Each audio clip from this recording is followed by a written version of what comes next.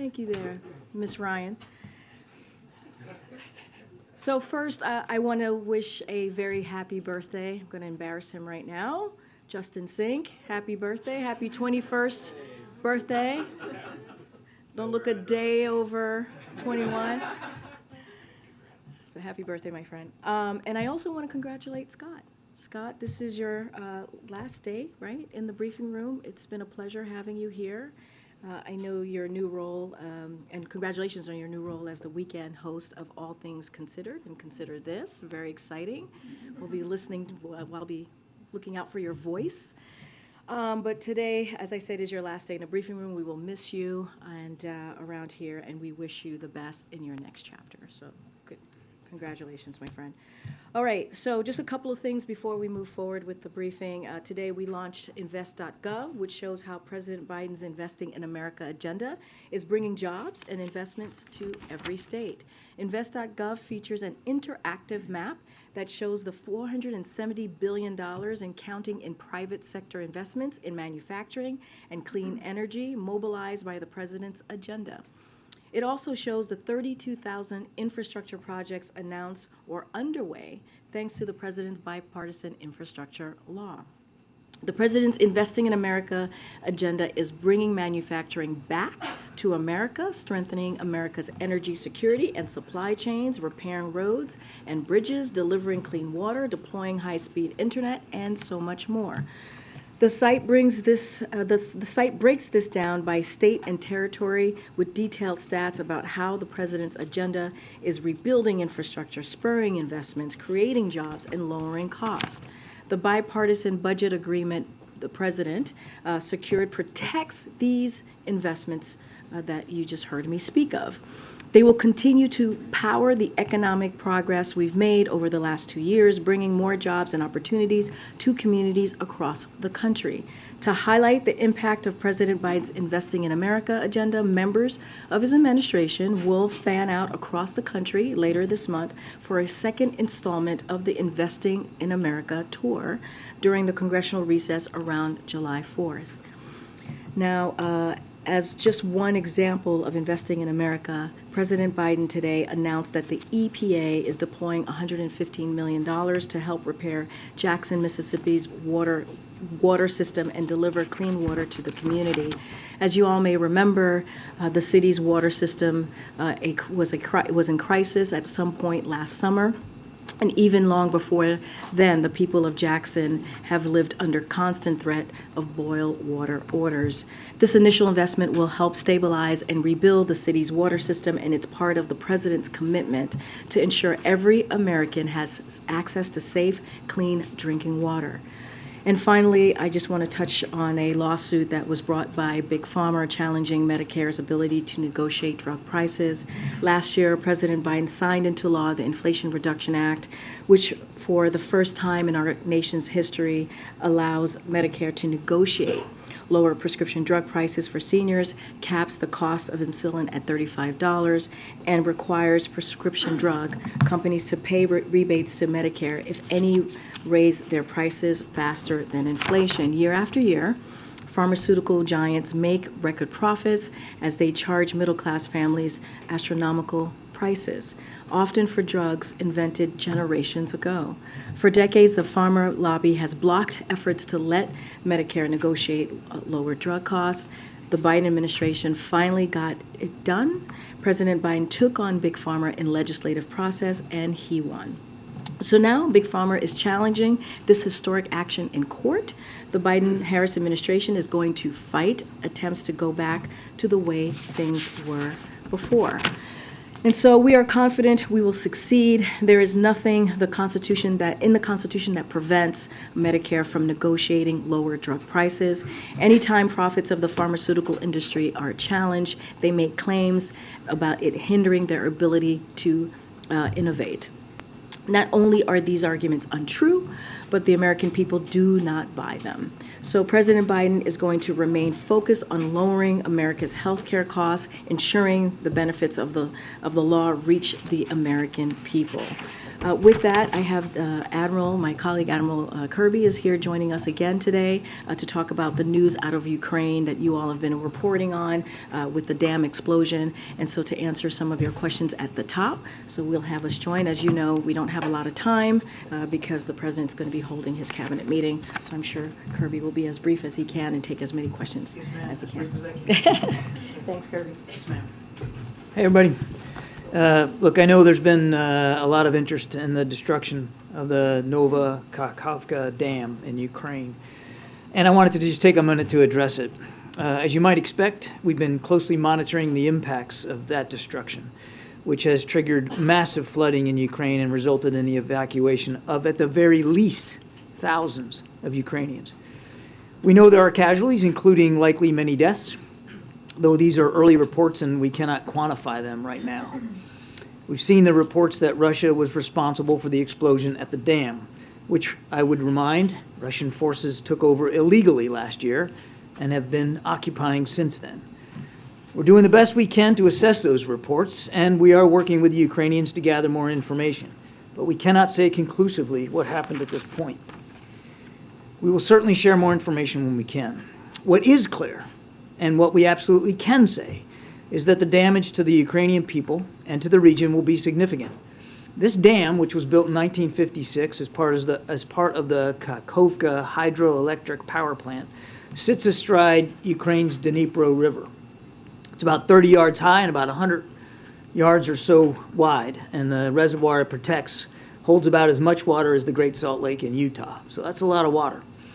Now, that water helps supply southern Ukraine, including the Crimean Peninsula, as well as the Zaporizhzhia nuclear power plant. And I would add, we were relieved to see the statement today by the director of the IAEA asserting that there was no immediate risk to the safety of that plant. And as I mentioned, the dam also helps power the Kakhovka hydroelectric power plant. So, in addition to loss of life and livelihoods, its destruction could very well have a devastating impact on Ukraine's energy security, and it will certainly have an impact on Ukraine's canal system. So we're in touch, as I said, with Ukrainian authorities on how we can provide assistance to the many Ukrainians who have been displaced and forced to flee their homes for safety. We'll continue to work with humanitarian partners on the ground to supply aid. Russia's unprovoked war in Ukraine has had a devastating impact on the Ukrainian people and brought terrible suffering to them.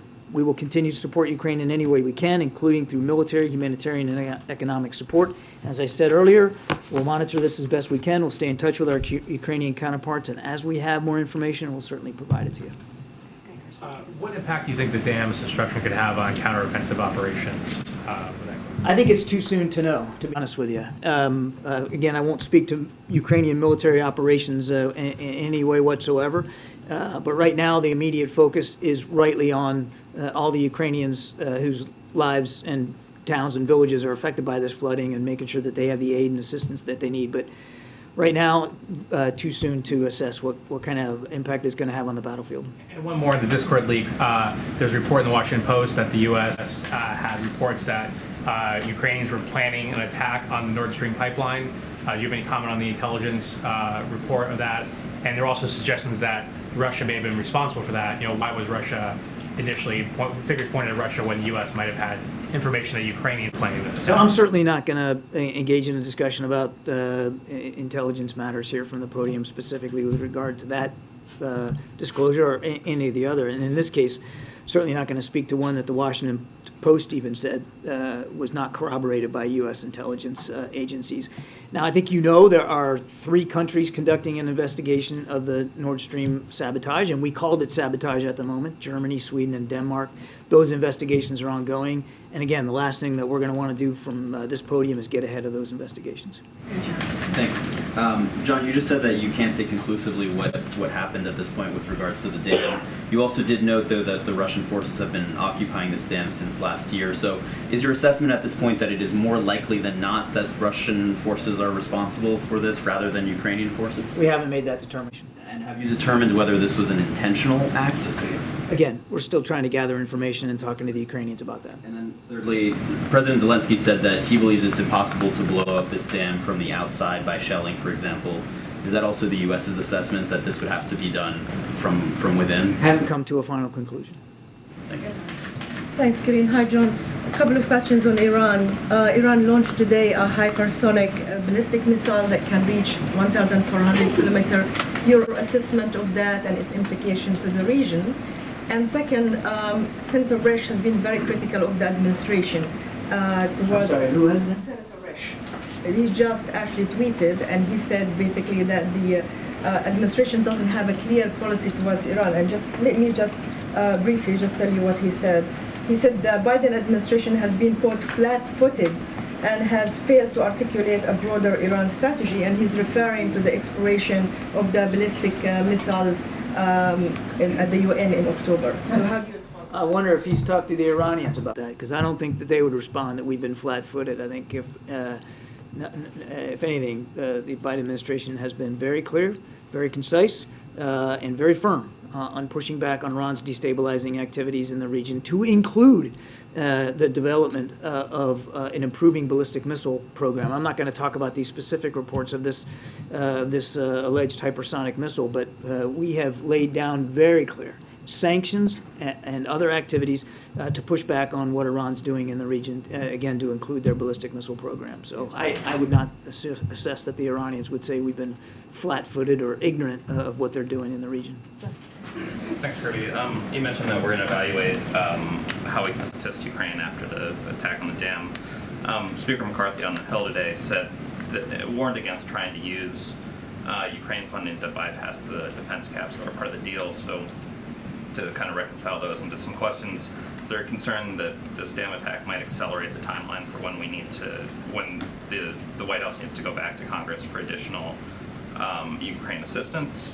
Do you have a general sense of what that timeline is? I know that in the past you've said you still have kind of a good amount of funding to work through, and are the Speaker's comments consistent with what you guys kind of understood out of the deal that was broken? So, to level set, we've been grateful for the bipartisan and bicameral support that we've had for Ukraine. We have every expectation that that's going to continue. That's one. Two, we've got enough funds, as I said earlier, to help support Ukraine on the battlefield throughout the rest of this fiscal year.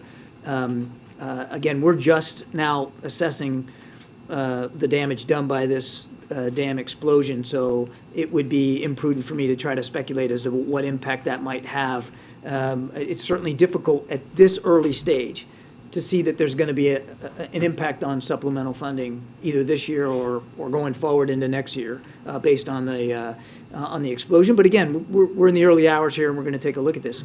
And we've said before that if we feel like we need to go back to Congress for additional funding for Ukraine, we'll do that. But we'll do that at the appropriate time, and now's not the appropriate time to have that conversation with them. You used the phrase supplemental funding, so is that an indication that you see this as differently from the House Speaker, who is saying now that he wants additional Ukrainian funding to come out of the What I'm saying is our focus is on executing the funding we've got this fiscal year and making sure Ukraine can succeed on the battlefield. And we're just not at a decision point to talk about the need for additional funding later on in whatever form that might take. We're grateful for the supplemental funding we got for this fiscal year, terrific support on Capitol Hill, again, both chambers, both parties, and we fully expect that will continue. Just a question on the NORAD intercept over the weekend. That plane stopped responding to air traffic controllers 15 minutes after taking off, but it took an hour and a half until F-16s were able to intercept it. Is that okay with you? Do you think that the underlying protocol needs to change here? Yeah, I'm not going to litigate the actual event over the weekend here from the podium. DOD will take a look at the process. Again, as I said yesterday, they responded in a very textbook fashion here, but I also said they'll take a look at this, and if they determine that there might have been a procedure that needed to be done differently, they can speak to that. Two for you, John. First, back on the Nord Stream pipeline. You say there are 3 European investigations underway. Yep. Does the U.S. know when any one of those may be concluded? I'd have to refer you to those 3 countries. Is the U.S. actively investigating who did it? Why not? There are 3 European countries that have embarked on independent investigations of this, and we're comfortable in their ability to take a hard look at this and to come up with conclusions. So there's this gas pipeline situation, there's the drone attack in Moscow a few weeks ago, there's the missile attacks into Moscow. Is it fair to say Ukraine itself may be doing a lot more of these more brazen things than the U.S. is willing to admit? I'll let Ukraine speak to their activities. What I can tell you, Ed, we've said it before, we don't support attacks inside Russia, and we don't encourage or enable Ukraine to be able to do that. We've made those concerns known to Ukrainian officials, certainly privately, absolutely publicly, and we've received assurances in return. On the other issue I wanted to ask about, does the Biden administration have any concern with a major U.S. sports league getting into business with the Saudi Public Investment Fund? I think we'll let the Saudi government speak to that. Does it seem believable to you that Russia would destroy a dam and flood ethnic Russian villages and cut off a water supply to Crimea? I mean, that doesn't seem logical. It seems about as logical as blowing up one's own pipeline, doesn't it? We've come to no conclusions on this. We're working with the Ukrainians. We'll try to get as much information as we can. Okay, I have one more question. French and German leaders have called for new elections in Kosovo, given the low voter turnout. It's causing a lot of tension. What's the U.S. position on that? I think I will have to get back to you. I'd refer you to the State Department, but I'm happy to take that question back. I mean, obviously, we support free and fair elections everywhere they're held, but I don't have anything specific on that. Another question, this time on Africa. Is the president still on tap to go to the continent later this year? I don't have anything on the calendar, April, but the president is absolutely intent on visiting Africa, as he said he would, and I don't have a trip scheduled to speak to right now. It is still planned to happen? He still intends to visit the continent, absolutely. Just one more quick follow on the NORAD event over the weekend. I know you said DoD is investigating it. I did not say they're investigating it. Look into what happened. No, I didn't even say that. It is common practice when DoD conducts an operation for them to take a look and just walk through a sort of a hot wash of it. Mm-hmm. I'll let them speak to whether they're doing that and what that looks like. Well, my question for you on it is, if you look at the timing and the data from the plane, it seems like the intercept happened after the plane had flown over Washington, D.C. Was that, from your understanding, an intentional choice, or was that an issue of the planes catching up and trying to get there? I don't know. I'd read to DoD. John, on the dam explosion specifically, can you just speak to the president's engagement on this when he was briefed? And is one of the steps here that he is ordering the declassification of some of the information that would help be able to reveal publicly who the U.S. suspects was behind this? The president was certainly kept informed of the event earlier this morning. I don't have the TikTok for you on that, and I know of no decision to downgrade anything at this point. And then separately on, we understand Secretary Blinken will be traveling to China in the coming weeks after, of course, the visit that was canceled earlier this year. Can you speak to the U.S. officials who were there in the last couple of days, what role they may have played in trying to finalize this trip that had been tried to be rescheduled? Certainly one of the purposes of Dan and Sarah's trip was to, again, as I said yesterday, to make sure the lines of communication remain open and to talk about the potential for future visits, higher level visits. I think I said that yesterday. And they felt that they had good, useful conversations with PRC officials about that and to that end. And I think you'll see us speak to future visits here in the near future, but I just don't want to get ahead of the schedule. Thank you, Karine. Quick one on Lavrov and his comments on F-16 fighter jets. He said that U.S.-built F-16 fighter jets can accommodate nuclear weapons and warned that supplying Kyiv with them will escalate the conflict further. Do you have a response? The first thing I would say to Minister Lavrov is if you're worried about Ukrainian military capabilities, then you should take your troops and leave Ukraine. Number two, these F-16s are going to be provided as a part of long-term defense needs for Ukraine. We've been very, very open and transparent about that. It'll take some time for those jets to get there. We're going to start with a training program for Ukrainian pilots, and that hasn't started yet.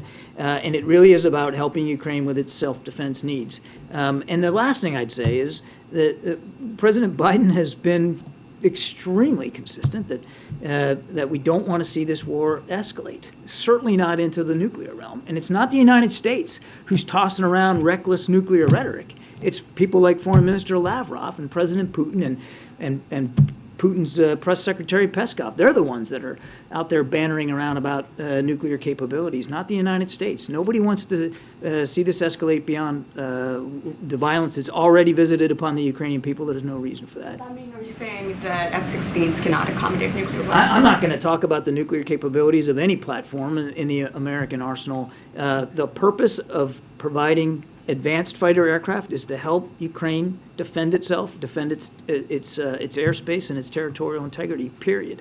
And there's no interest by the United States in escalating this conflict, certainly not into the nuclear realm.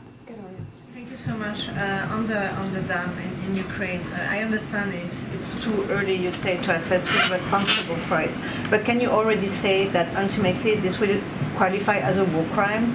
I don't have a determination on that to speak to today. I would just say, again, we're still trying to assess what happened here, but the Russians had illegally taken over that dam and the reservoir many months ago, and they were occupying it when this explosion happened. And it's very clear that the deliberate destruction of civilian infrastructure is not allowed by the laws of war, and in the additional protocol to the Geneva Convention that the Russians have themselves signed, the destruction of civilian infrastructure, such as dams, and dams are clearly articulated in there, are violations of that code. But again, we haven't made a decision. We're still talking to the Ukrainians about this. Yeah, thank you. Excuse me. Did your previous response to Ed's question on the Gulf leagues mean that the White House has no position on today's announced merger between? I don't have anything to say about that today. I have no comment on that today. I was going to ask that, but also save me the breath. Moments ago, you reiterated the administration position that you do not support attacks inside of Russia. I'm wondering if the administration has communicated that there would be any potential consequences to Ukraine if attacks like that do continue. For instance, have you made military aid conditional on preventing some of those attacks, or is Russia on the hook here because this is an illegal invasion? Well, as I said earlier, if Russia's concerned about Ukrainian military capabilities, the best thing that they can do would be to leave Ukraine. We have made our concerns about strikes inside Russia very clear to Ukrainian officials. They've acknowledged that we have, and they have assured us that they won't use U.S.-made equipment to strike inside Russia. We don't want to see the war escalate, and there's no apologies for that. But I won't go into detail about the private discussions that we're having with Ukrainians. So you can't tell us whether or not, other than expressing you don't want an escalation, you can't tell us if there's any conditional... Oh, this is the repercussions. Look, I mean, I think just take a look at everything we've done in the last 15 months, and I guarantee you're going to see additional security assistance packages in coming days and weeks. We're going to continue to make sure that Ukraine can succeed on the battlefield, as President Biden has said, for as long as it takes. Eli. John, yesterday when the Danish Prime Minister was here, you reiterated that the President is not yet settled on a candidate to be the next Secretary General of NATO. But you also went out of your way to praise Secretary General Stoltenberg and the job that he's done. Does the President, by chance, want the Secretary General to extend his term another year, given everything that's going on in Europe? The Secretary General has done a superb job, and particularly at an unbelievably critical time in history, particularly on the European continent. But the President has not settled on a candidate as the next Secretary General, and I just won't get ahead of his decision making. Has he made any? The President has made no decisions with respect to the position of the NATO Secretary General. But he's not pressuring Secretary General Stoltenberg. He's made no decisions, one way whatsoever. Is there a timeline for figuring that out? The NATO summit is in July. Is it important for, when all the leaders come together, for there to be some clarity on? I think we all know. I mean, the time is really driven more by the Secretary General's tenure, which obviously this latest extension is coming to a close, and so that's going to be driving the discussions inside the alliance. But President hasn't made a decision one way or the other. Last question. In regards to Chinese incursions in the Indo-Pacific, what should you say to those who are criticizing both parties, the United States and China, that are acting poorly and instigating actually escalation? What will this administration do to lower those tensions in the Indo-Pacific? Well, we've been talking about it now for 2 days, trying to keep the lines of communication open, having a visit to Beijing just this week to see if we can't get more transparency and get more communication open, including through the military-to-military lanes. What are we doing? I mean, Secretary Austin again attempted to have a discussion with his counterpart in the PLA, and they rebuffed that. So. To those saying we're not doing enough, it's interesting, you're criticizing, or not you, but people are criticizing us for not doing enough, and then I hear from others we're doing too much, or we're bowing down to China, that we're trying too hard. I mean, I think anybody that's taken a look at this bilateral relationship, the most consequential bilateral relationship in the world right now, can see that the tensions are high. And we all want to see the tensions come down. And the president believes that the best way to do that is through diplomacy. And it boggles my mind that anybody anywhere would think, A, that we're not engaging in diplomacy, and B, that diplomacy and the use of it and the attempt at dialogue and diplomacy is somehow weakness. It just absolutely boggles my mind. We're working on this very, very hard, and the president's confident that we'll be able to get back to the spirit of Bali between the PRC and the United States. Thanks, everybody. Mauritius, come on. All right. Got away with it today. Mauritius. Okay. Go ahead, Chris. So I obviously know that John didn't have any comments on the Gulf merger, but I want to see if you had any comments on that. What I was concerned about Saudi's human rights record. Now you have a merger between an American PGA and the Saudi-backed Live4.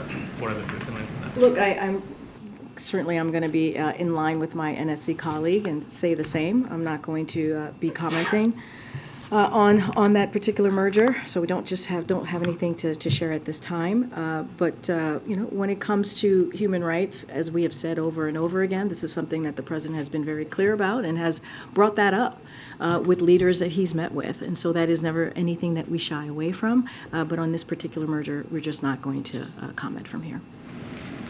Just one small thing, because I don't think Kirby mentioned this specifically. Has the president spoken to President Zelensky about the explosion at the dam, or do they have a plan to talk today? I mean, I know they talk frequently. Yeah, I was going to say, as you know, they talk frequently. We talk to their team pretty frequently, especially over the last 15 months. Don't have a call to read out with President Zelensky that the president would have had. Just don't have anything at this time to share.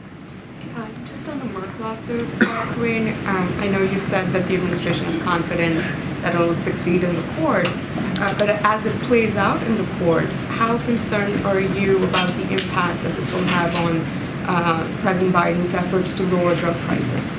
Look, we're going to continue. I laid out kind of our position on Merck and the lawsuit. We're always going to be very careful on commenting on an ongoing lawsuit. But I will say that we're going to continue. It's not going to stop the president from continuing to lower prices for Americans, especially healthcare costs, as we've seen him do with the Inflation Reduction Act, which is a historic piece of legislation as we talk about, making sure that we are lowering costs for Americans, making sure that insulin's at $35. That's something that came out for seniors. That's something that came out of that piece of legislation. So we are just going to continue to do the work. That's something that the president has made when it comes to lowering costs. His number one priority as in economic policy is to do just that. So we're going to let the lawsuit and that process go and continue, but we feel very confident and we're going to continue doing our work here. Are you preparing for more litigation filings by the end of this year? Well, I'm certainly not going to get ahead of what DOJ might be doing, not going to get into hypotheticals from here, but what we can say is that we are confident and we're certainly going to continue to do the work that we have been doing the last 2 years, that the president has been doing the last 2 years to lower costs for Americans and American families, and you've seen that. We have actually executed on doing that. The president has with the historic pieces of legislation that we've gotten done. Okay. Thanks, Karine. Merck says that the Medicare drug price negotiation provision is going to hurt their ability to invest in developing new drugs. Are you guys confident that this will not have that impact, and if not, why not? So look, I mean, for a long time, pharma lobbyists has blocked efforts to let Medicare negotiate lower drug costs. And why is that, right? That is a question for them. Why would they block something that is actually going to help Americans? That is actually going to, and I had mentioned at the top, some of these drugs are decades old. And so, look, we're going to do our job. We're going to let the DOJ do their job. The president's going to continue. He's never going to stop in putting forward legislation or policies that's actually going to make sense for American families, make sense for our seniors, make sense for Americans who truly need health care. So that's just not going to stop. And we've talked about big pharma. We've talked about pharmaceutical gains.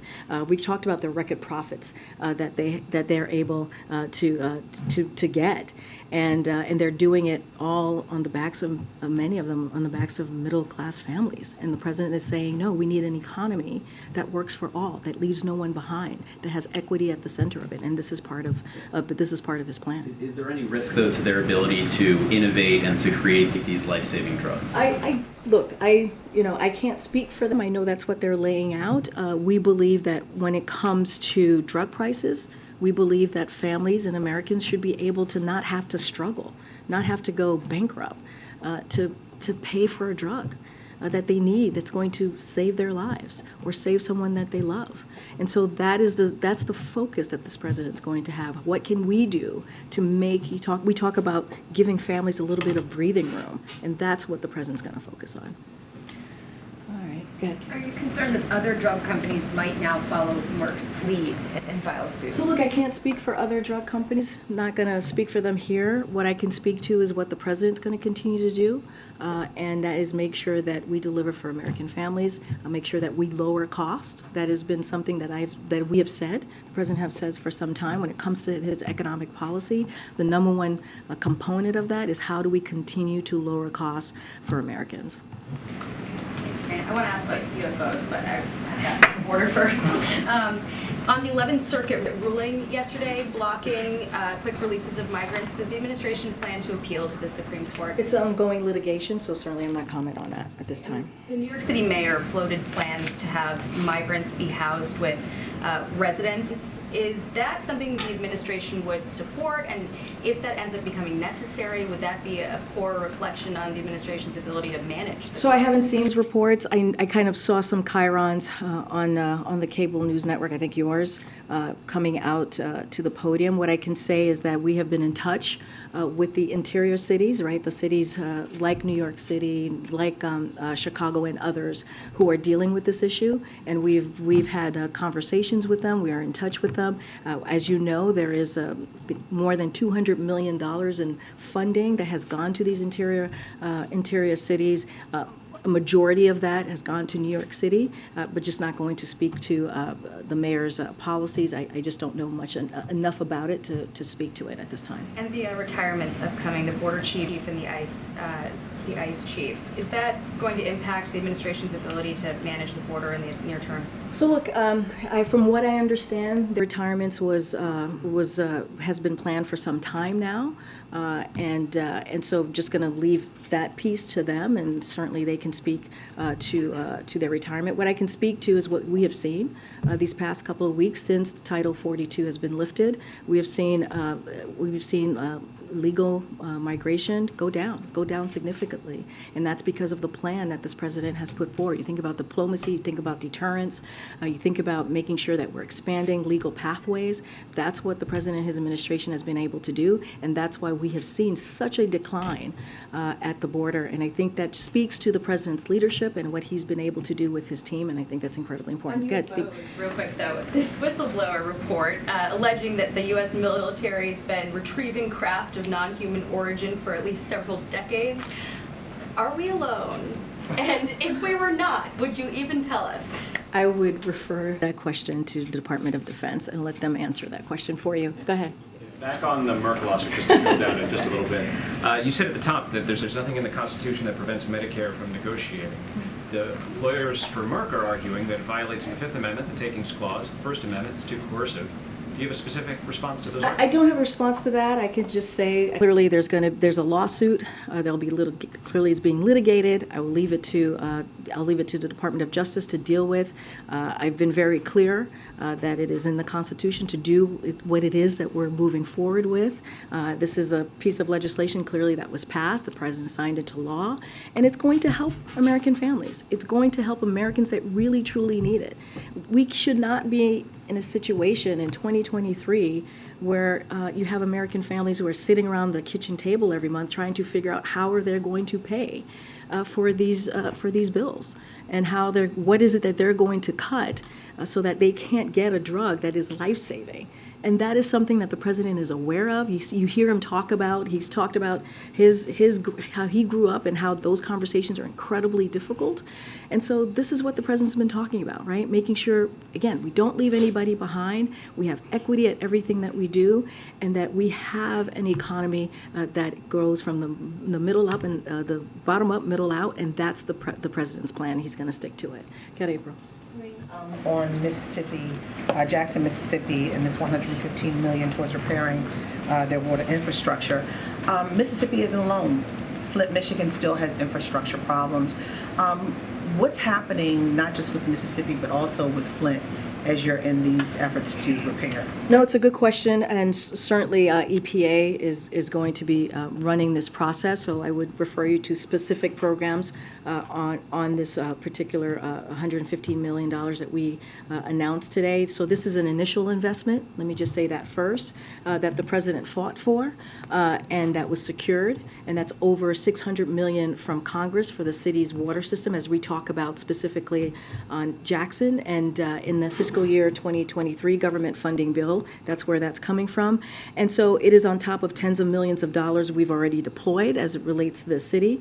And let's not forget, this is through the president's bipartisan infrastructure law, and also the American Rescue Plan. So because of these two pieces of historic legislation, one was bipartisan, one was the American Rescue Plan was just by Democrats who pushed that along, and the president's first major piece of legislation, they're going to help cities like Flint. It's going to help, as I just mentioned, Jackson.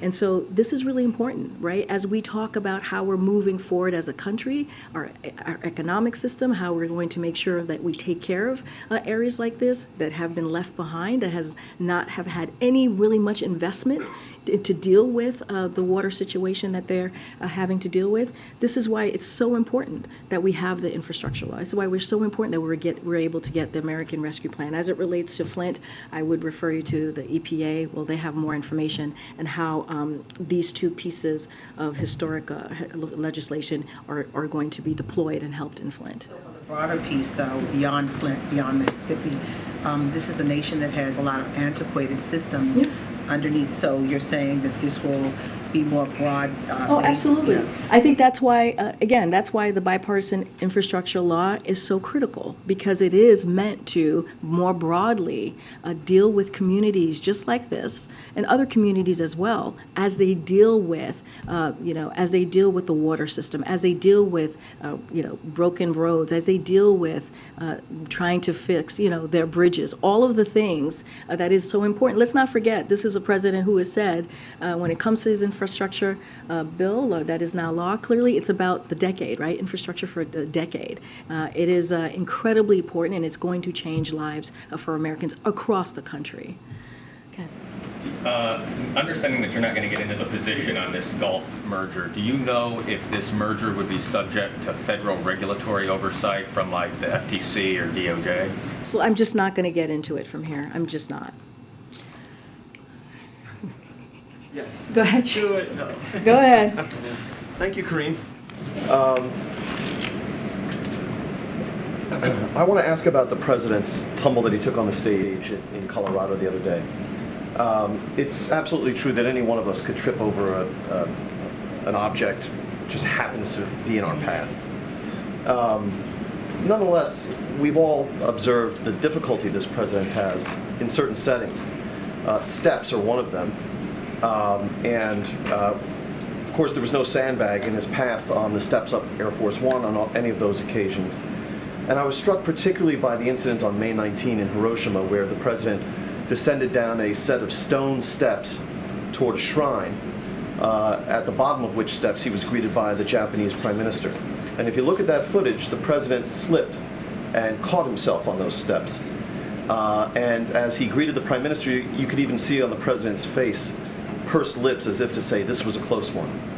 And I know I watched that scene with my heart in my hands, because this was a set of stone steps, and even though there were handrails on either side, he was directed by his advance team, presumably, to descend at the middle of those steps, unaided by the handrails, the Japanese Prime Minister, an aide, or anything else. And that could have been really catastrophic. And so my question to you is whether this whole series of incidents has led the White House Chief of Staff to direct some kind of review of the advance procedures that are employed on behalf of this, the nation's oldest president. So let me say you've paid a lot of attention to that particular situation. I actually did not see that. I was with him in Hiroshima, so this is something that I was not aware of, so I can't speak to that particular moment. You know, here's what I will say. This is a president, you know, that has had an incredibly impressive first 2 years. When you think about what he's been able to get done, when you think about the record historic pieces of legislation that are now into law, I just went into it with the different pieces of legislation that's actually going to make a difference and change Americans' lives, Americans who truly need it. And that's, I think, is what the American people are looking for. They're looking for someone that can actually deliver like the president has done. And even last week, when you think about the budget negotiations, you heard from Republicans, congressional Republicans, ranging from the right MAGA and members to Speaker McCarthy, emphasize the president's smarts and capabilities in making sure that there was a bipartisan, reasonable, common sense piece of legislation, a fiscally responsible piece of legislation that is going to help American families. And so you see him again and again and again over the past few years deliver, whether it's 2020 where people underestimated him and he got that done, whether it's 2022 again when people underestimated, got that done, whether it's this budget agreement, he got that done. And I think that is the most important thing that the Americans are going to care about and that Americans are going to look to. And so I will leave that there. Americans are looking at. I'm asking well, a specific question. Isn't that what it's important? As a reporter, don't you think it's important what Americans care about? But my question was... I'm just saying that is something that Americans want. Isn't that not true? That they have a leader that's going to deliver for them? Your proposition may or may not be true, but it's not responsive to my question. I think it's very true. You're asking... No, I know what your question is. You're asking me if we're going to change anything from here, if the Chief of Staff has asked for to change anything from here. And here's the thing. Here's the thing. We are not. Things happen. Other presidents have had similar situations, as you know, and I'm sure you reported on the last president who's had a similar situation. And so look, things happen. This is a president that delivers and will continue to deliver for the American people, and that's what he cares about. I'll see you guys tomorrow. Thank you. You have to stop the discrimination against me. You have to stop the discrimination.